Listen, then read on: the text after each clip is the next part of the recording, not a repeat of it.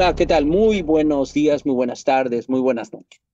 A ver, este es un podcast un poco especial, casi de coyuntura, y me permite invitar a mi amiga Sandra Zuluaga, una profesional del mundo de los recursos humanos, una colega del Grupo Jurica, una muy buena amiga, para que habláramos de la coyuntura. Me parece que lo sucedido con este concierto de Coldplay, pues tiene que ver mucho con el mundo de recursos humanos.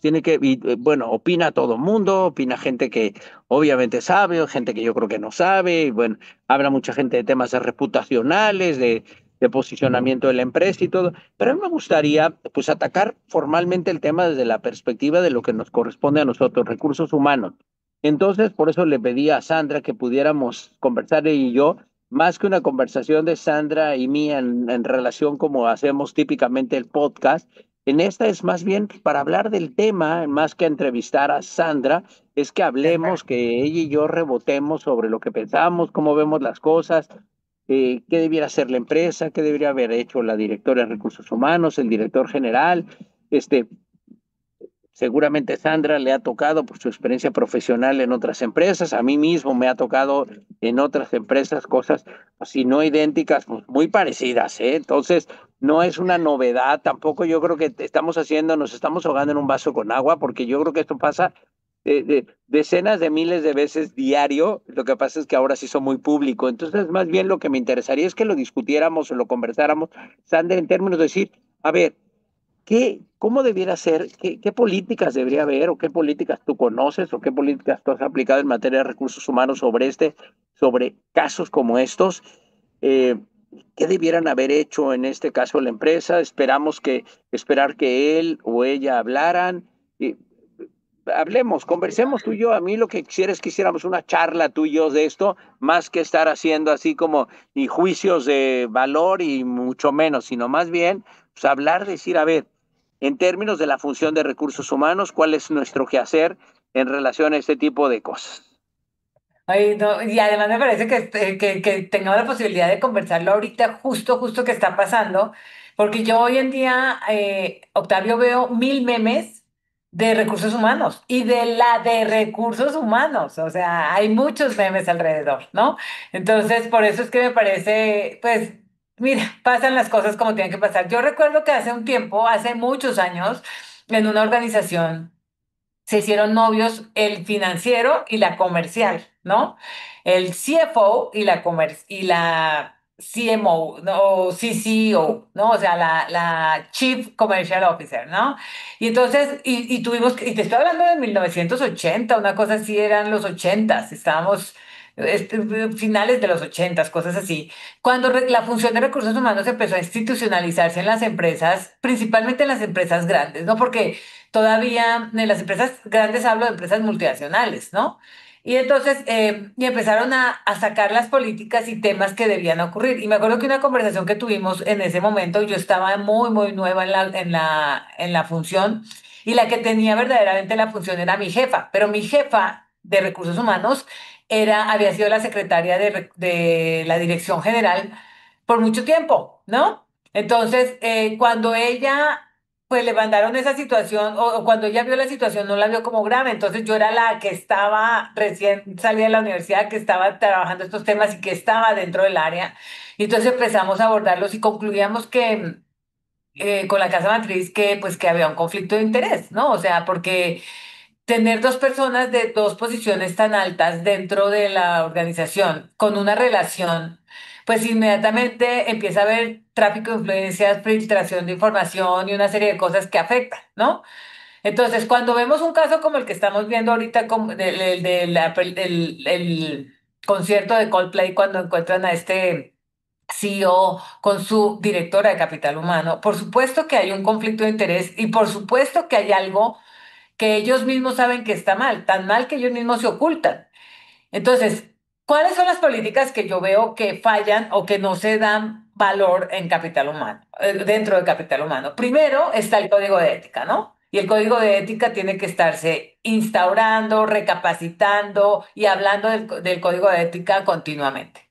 Y el segundo tema que visualizo ahí es el tema de que cualquier relación o cualquier situación se deba abrir alineado con el código de ética. Es decir, cuando uno entra a la empresa, dice, y cuando lo capacitan, también dice si tiene una relación, bueno, puede ser familiar o de amistad especial o una relación sentimental con alguien y que la abra, ¿no? Con el ánimo de que, digamos, se manejen los temas, ¿no? Y se abran y se muevan los temas.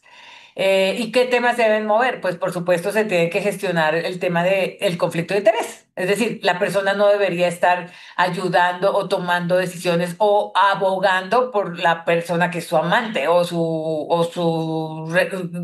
no debía haber dicho la palabra amante, pero la persona que es su significant other, ¿no? Y que tiene una relación especial, ¿no? Entonces es con ese ánimo. Pero el que se está portando mal, Octavio, pues si se está portando mal, ¿qué haces como organización? Y ahí va la pregunta para ti. ¿Tú cómo ves? O sea, los dos, por supuesto, saben que se están portando mal. Por supuesto que los dos han hecho cosas que los lleva a estar en la situación donde están ahorita.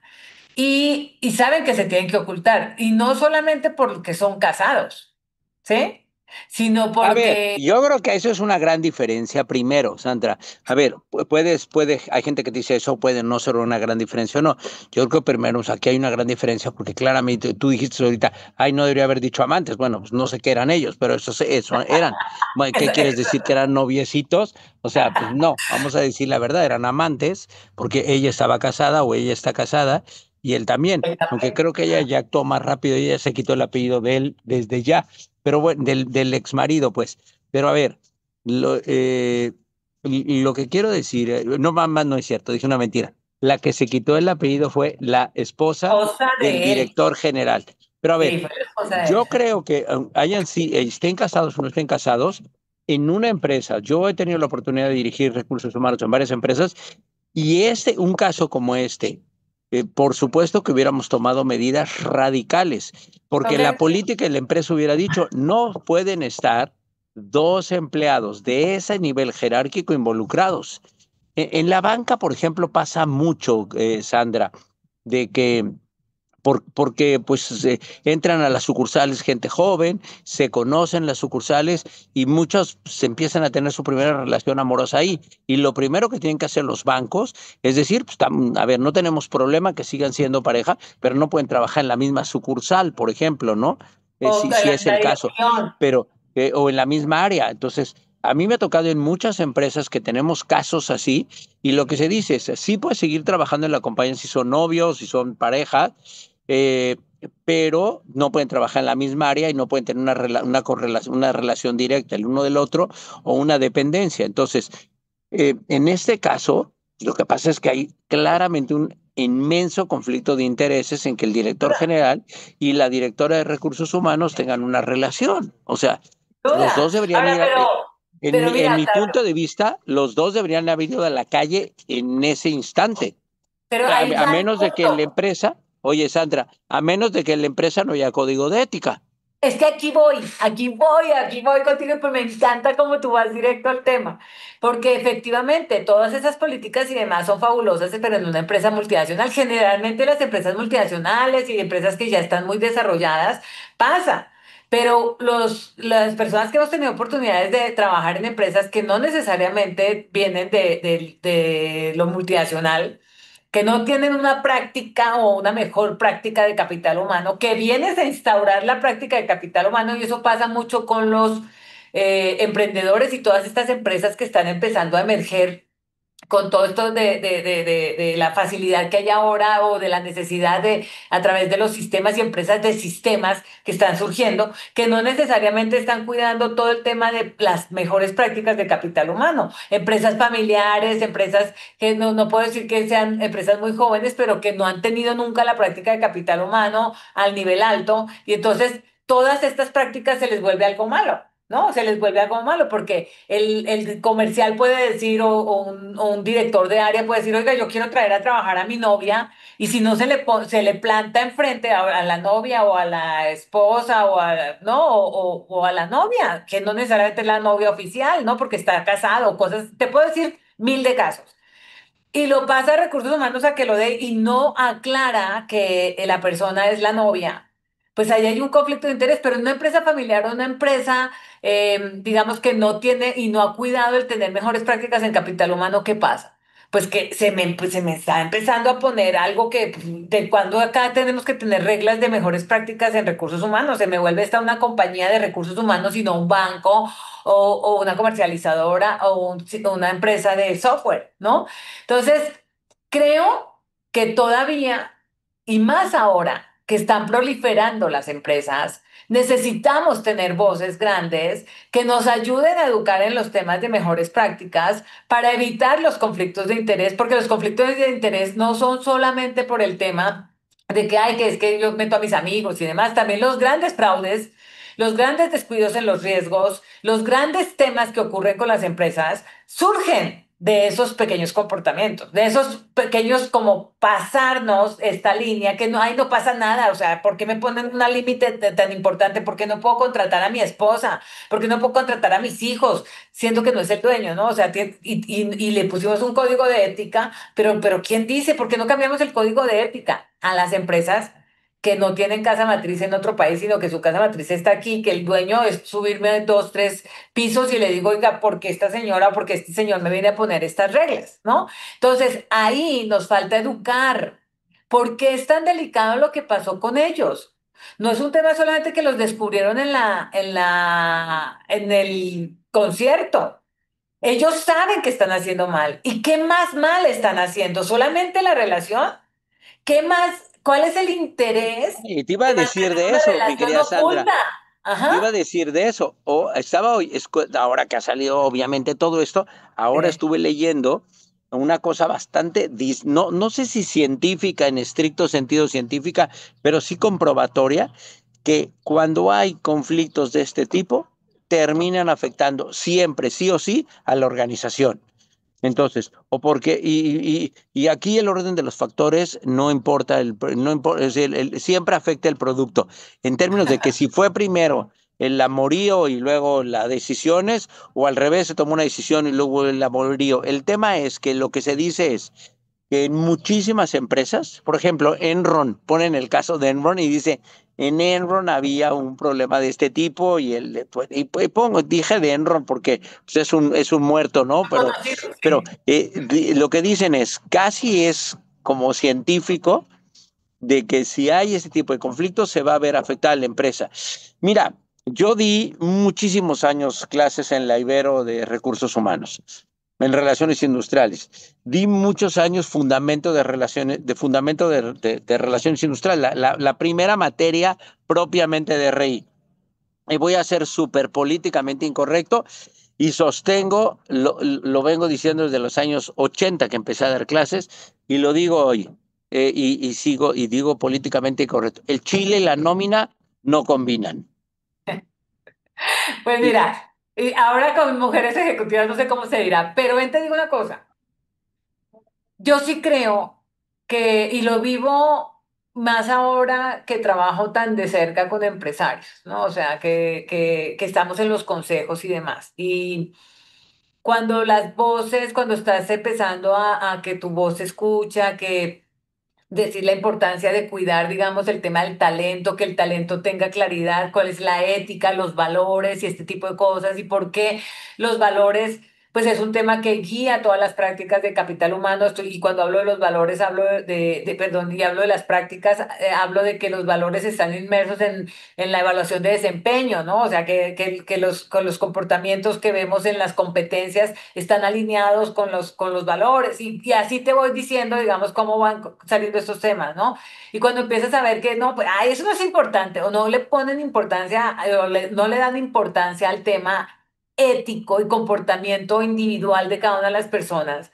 De respeto hacia los demás, de cuidado, digamos, acerca de su propia familia, de ser un buen persona cívica, de ser una buena persona representativa de su familia, de los valores que enseña a sus hijos, bueno, todo este tipo de cosas que lleva a la oficina, ¿no? Y que al final del día muestra quién es la persona.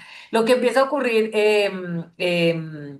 Octavio, es que con el tiempo ya los límites no existen. O sea, ya para esa persona los límites no existen. Entonces, ya rompí límites allí, ya rompí límites allá, ya aquí al frente rompo otro límite. Y entonces es con tanta facilidad que caen y caen de manera directa en temas que, pues, ¿quién dice? La autoridad, pues hablo con la autoridad. O no, hagamos arquitectura financiera o arquitectura fiscal, ¿no? Y entonces veamos a ver cómo le vamos haciendo. Y bueno, y no me quiero meter solamente en este tema, sino en los otros temas. Y entonces hablemos cómo me llega más dinero a mí. Pues al final del día la compañía está desperdiciando esta ganancia y que yo entonces empiezo a hacer negocios por fuera. O sea, todo este tipo de cosas cuando las personas no tienen límites propios claros en su personalidad y en su vida, pues a los lugares que llegan van abriéndose los límites y ya van dándose cuenta cuenta que para ellos, pues esas cosas no tienen importancia y entonces van rompiendo sus límites. Pero lo que me parece más delicado es el efecto que tiene, porque son ese efecto como el efecto de las ondas que van teniendo, ¿no? O sea, porque una cosa es su comportamiento y ese es el eje y la gente cercana lo observa y se da cuenta, ¿no? Y esa gente cercana empieza a sentir que ellos tienen el mismo derecho. Y que entonces, pues esto es algo que es factible en esta compañía, esto es factible y después empieza a convertirse en una conversación que es algo que es, pues es permitido. Después, entonces, ¿cómo saltamos aquí? Y ya son varios que se empieza a generar esa masa crítica de personas que piensan que pues tienen derechos a hacer estas cosas y no hay un límite o algo que diga, oye, esto no está bien y que empiece a enderezar las cosas. No hay programas de remediación, no hay planes de remediación porque son justamente las personas de alto nivel dentro de la organización. Y toda la gente, ya pensemos eso es el efecto, digamos, este de onda que tienen dentro de su mismo nivel. Pero pensemos en los niveles de abajo, o sea, la gente empieza a observar y aquí estos son amantes, ¿no? Ellos sí lo van diciendo y ese es el radiopasillo. Y la gente está pendiente del radio pasillo. ¿Qué pasó? ¿Qué se dijeron? ¿Cómo se dijeron? ¿Ya subiste la última? ¿Ya viste lo último? A No ver, quiero saber cuál es el y ambiente. Sandra, en lo que estás diciendo, a ver, aquí se rebasaron todos los límites. Todos los Y límites. entonces la verdad es que yo no entiendo cómo dicen, ay, está suspendido temporalmente o no sé qué. Me parece que el nivel de credibilidad reputacional de esta compañía está por los suelos. Si no echa a la calle, si no despide a este señor y a la señora de recursos humanos, pues se tienen que ir los dos porque faltaron a la ética mínima. Y no sé, insisto, no conozco si tienen un código de ética, no, pero la credibilidad de esta empresa hoy está, como tú bien me lo acabas de decir, está en súper duda, no, no solo por el hecho de estos dos, sino si los dejaran. Tú imagínate la credibilidad, lo que, como tú bien decías antes, o sea, esto es lo que hicieron. ¿Qué más habrán hecho? O sea, Y, eso es y lo que lo que te queda pasa de dentro. duda. Y lo que pasa dentro. Entonces, Ahora tú pusiste un tema que me parece oye, ¿y cuál fundamental. es, y qué imagen tienes hacia adentro de la compañía? ¿Con qué cara te vuelves? A ver, mira, adentro de la compañía, ellos ya son conocidos. O sea, si nosotros nos enteramos hasta acá. ¿No? Ya adentro toda la gente ya está diciendo, ya viste, ya se enteraron, ya salió, o sea, la gente ya sabe porque esas cosas no son, es como dicen, el dinero y el amor no se pueden ocultar. Entonces, y más cuando el amor es así con todas estas intríngulis. Pero espérame, quiero tocar un tema que se me hace fundamental. Fundamental. Estas empresas que no tienen casas matrices, que tienen las mejores prácticas y que están buscando cómo mandarlas a las siguientes niveles y demás, a las siguientes oficinas de otras latitudes y demás. ¿Quién sería su eje rector? Su eje rector es el Consejo de Administración. Y necesitan consejeros de administración y gente que tenga la capacidad de visualizar este tipo de cosas. Y te voy a decir una cosa, Octavio, un tema fundamental es que sí creo que necesitamos más consejeros de prácticas de capital humano, con gestión de valores y con todo este tema de ética. Para más las empresas que están creciendo y que están surgiendo ahora y que ya se vuelven empresas grandes, que digamos que pasan el primer año, el segundo año, ¿no? Y que ya dicen, ahora sí, pues necesito consejeros. Y incluso se me ocurre que deberíamos, nosotros siempre lo hacemos desde el Instituto de Mejores Prácticas, el darle una recomendación de cuáles son los básicos de la estructura de gobierno corporativo que deberían tener. Y el comité de evaluación y compensación, que yo lo llamo acompañado de recursos humanos, está ahí y debe ver el código de ética y debe revisar cómo es que están implementando el código de ética y entonces cómo le dan vida y valor a estos temas, ¿no? No solamente el tema de la buena práctica en lo que son, o sea, en la comercialización, en lo operativo, en lo técnico, en todo este tipo de cosas, sino cómo su gente, ¿no? Tiene un lugar decente donde son bien tratados, pero también sus líderes representan a la organización, sus líderes tienen los comportamientos que espera la organización, ¿no? O sea, sí creo que entonces en las empresas que no son hipergigantes, esto, y que están surgiendo, necesitan un buen consejo de administración donde haya gente de capital humano presente y con buenos valores y prácticas para 100% de acuerdo generarlas desde contigo, ahí. Sandra. Ahora, yo creo que, digo, pasó así, es una circunstancia, yo creo que Sí, es una oportunidad inmensa, es un grandísimo llamado de atención a de acuerdo. todas las organizaciones para que tomen en cuenta este tipo de cosas, porque estas prácticas, Sandra, como yo lo decía al inicio de nuestra conversación, a mí me ha tocado, yo tengo 40 y tantos años de experiencia profesional, he sido director de recursos humanos en 5 ocasiones y he visto estos casos en muchas más de una ocasión y Sí, muchísimas veces como consultor. Y yo sí, siempre he sido súper drástico en el tema. Se van los dos. Yo creo que esa es la mejor solución, digo, en términos prácticos. No entiendo por qué se han tardado tanto en este caso. Y Sandra, estamos por terminar porque pues aquí la criminalidad del tiempo. A ver, y aunque no está relacionado estrictamente con este caso, pero me interesa que lo comentemos tú y yo porque me parece que también tiene que ver con un tema de recursos humanos. Es el caso este de Lady Racista.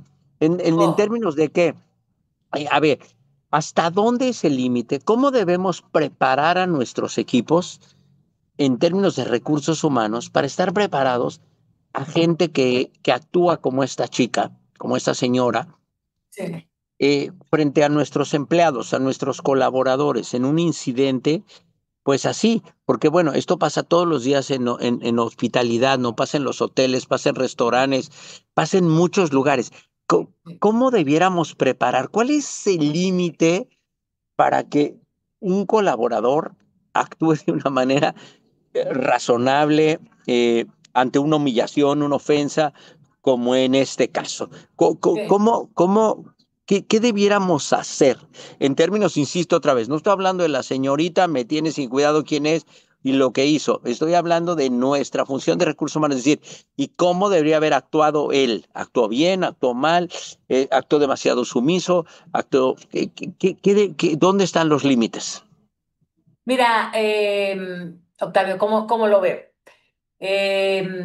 A mí me ha tocado implementar toda la práctica de diversidad e inclusión en las compañías. Y sí creo que este tema de ESG o ASG, que todos los temas de medio ambiente, de temas sociales y de governance, ya son temas que deben abordar las compañías, ¿no? Y el tema social, de cómo educar a todos los niveles, desde la sensibilización, de qué es un lenguaje discriminativo, qué significa que cuando tú empiezas a tener una comunidad de personas que se sienten discriminadas y una comunidad de personas que pueden estar, o una población de colaboradores que pueden estar usando un lenguaje discriminativo y empezar a educar en temas del lenguaje, porque lo más discriminativo, si te das cuenta, en principio es el lenguaje, la manera como te refieres a las personas y les dices cosas que son pues, en detrimento, digamos, de su autoestima y ya segmentándolas como nosotros y ellos, donde ellos están en un nivel que ellos visualizan en un nivel diferente, ¿no?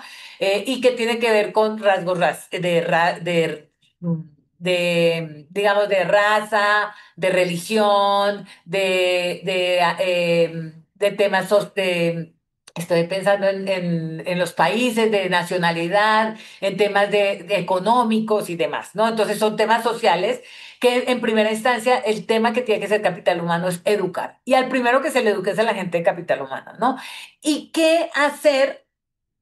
Y empezar a tener clínicas y conversatorios y demás de qué hacer cuando uno ve discriminación, la observa o cuando es víctima de discriminación y de un comportamiento que no es, ¿no? Donde su comportamiento justamente, y yo sí creo que algo que me pareció muy bueno del policía es que, a ver, todos aquí dicen que debió el policía haber hecho uso de la fuerza y él podía haberla tomado presa, etcétera, etcétera, etcétera. No estamos en un estado así, ¿no? O sea, ahí a Dios gracias, ¿no? Entonces él lo que hizo fue filmarla, exhibirla, mostrar el comportamiento y educar, ¿no? O sea, porque eso al final del día sí nos educa y nos empezamos a decir, yo no quiero verme así, ¿no? Entonces, que la gente pueda hacer uso, digamos, sin abusar de su condición de soy hombre contra una mujer, con que le levante la mano, ya la tira, ¿no? O sea, y entonces el que queda mal es él, ¿no? O donde él se voltea y le diga peores de cosas o use la fuerza y entonces se la lleve presa. No sé qué cosas más podrían haber desencadenado en este caso. Más bien exhibir un comportamiento racista que todavía no está, digamos, más que porque ya no le pegó, no hizo, ¿no? Quizás sí pudo haber hecho otras cosas. Yo creo que ahí el país sí se puede pronunciar, ¿sí? Incluso la puede sacar del país, ¿no? Con claridad de que es una persona que está acosando a otra, a una persona que sí tiene, digamos, la nacionalidad y demás, ¿no? Entonces hay situaciones que hay que pensar cómo educamos a la gente para que esto no se vuelva una anarquía, ¿no? Sino que efectivamente hacer uso del entorno, entender, educar y que las personas especializadas en el tema tomen acción para que sea algo que sea ilustrativo y educativo para el resto de comunidades. Entonces, yo lo veo como que Capital Humano sí tiene una responsabilidad enorme de educación, de sensibilización y de recomendaciones y como de preguntas frecuentes y respuestas frecuentes, ¿no? Preguntas y respuestas frecuentes, de cosas frecuentes para que la gente sepa cómo tratar ese tema y a dónde ir, ¿no? O sea, a dónde ir y denunciar el caso y decir, oiga, yo tengo esta situación y me están acosando y me siento acosado. Porque hay otros casos, Octavio, este es un caso muy bueno, donde definitivamente la persona se pasó todas las rayas y todos los límites, pero también hay casos donde las personas mal usan las herramientas y dicen que estoy siendo acosada o estoy siendo vulnerada y cosas así y no lo están siendo, ¿no? Y entonces el director de recursos humanos, la directora de recursos humanos es directora de recursos humanos de todos los colaboradores de la empresa. Los buenos y los malos, los que dicen que están en la parte A y los que dicen que están en la parte B o los que están denunciando y al denunciado. En ese caso tienes que buscar la justicia. Entonces, por eso es importante cuidar cuáles son los límites, dónde se rompen, cuáles son los casos, a tener metodologías donde puedas investigar, ¿no? Y aclarar, digamos, y entonces mostrarlo en algún lugar. A mí me gusta el comité de ética, ¿no? E incluso llevar el caso al consejo para decir, este caso lo tuvimos y lo vimos y que el consejo sepa que se están dilucidando los temas sociales internos de la organización, ¿no? Y que la gente está educada y que sabe que tiene un recurso donde pueden ir a ese tribunal, digamos, para ir a denunciar los casos, pero que van a ser también cuidados en caso de que alguien quiera hacer mal uso de las herramientas que se les están dando. Me emociona mucho estas conversaciones, Octavio. No, perdón, me encanta esto que me dices. Yo creo que ahí está. Yo creo que hay una inmensa responsabilidad de la función de recursos humanos. En este caso, como en cualquier otro, creo que la gente tiene que tener los espacios, que iba a decir como la instrucción para estar preparado, que si pasan estas cosas, ¿qué tiene que hacer? Y que lo sepa y que sepa cómo se puede defender de la mejor manera, cumpliendo con las políticas, las cosas, porque como tú bien lo dices, Sandra, estamos muy acostumbrados a tener un lenguaje que en otros lugares, en otro momento de la vida, y tampoco quiero ser de esta cosa de woke, o como le quieran decir ahora, que tampoco los excesos, porque no creo, yo soy Sí, súper políticamente incorrecto en ese sentido, pero también creo que hay muchos excesos del otro lado y que nos estamos confiando. Sandra, voy a respetar los tiempos, te quiero agradecer muchísimo tu colaboración, para que nos hayas apoyado, y a todas y todos les deseo muy buenos días, muy buenas tardes y muy buenas noches donde nos hayan visto o donde nos hayan escuchado. Yo, como ven, me cambié de escenario porque estoy de vacaciones, estoy en la Bisbal, en Cataluña, en España, pero no quise no dejar de hacer el podcast. Te mando un abrazo con mucho cariño, mi querida Sandra, y a todos Un muchas abrazo. gracias. Que tengan muy buena tarde.